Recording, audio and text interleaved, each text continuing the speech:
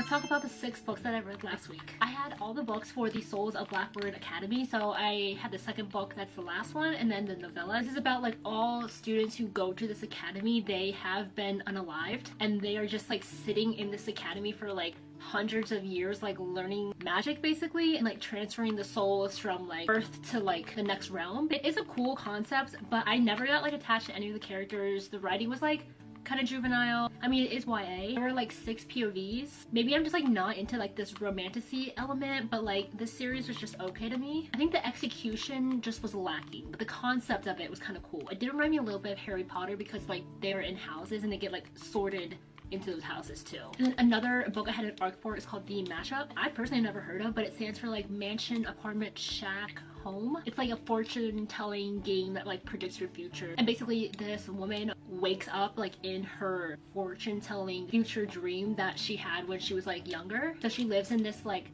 pink bright neon mansion and she has like 13 goldfish and she drives like a tie-dye jeep, and to like get out of this dream world she basically has to fall in love with her brother's best friend that she doesn't like. I thought it was cute. I'm not huge on romances, but I would recommend this. I just like the whole like dream world, like disco, roller skating, diner, driving a tie-dye jeep world. Like it was just so fun. And then I did read a spin-off from the Kate Daniels series. This is like focusing on a side character, so now I think I'm like officially done reading all the Kate Daniels series, unless Ilona Andrews they decide to put out like a new book or something. And then the last book I read was Songs of the Dead, which is written by Brandon Sanderson with someone else, and I could tell that this is just not a Brandon Sanderson original book, and the author is a musician because this whole book has to do with like music and magic. The main character, he's like a metal singer and he wakes up in this like underground world of London and he's a Thanatos. You can use light and music to harness power. It's like again a cool concept. The execution just wasn't there. Like, I don't really care about metal music. Not to mention like these random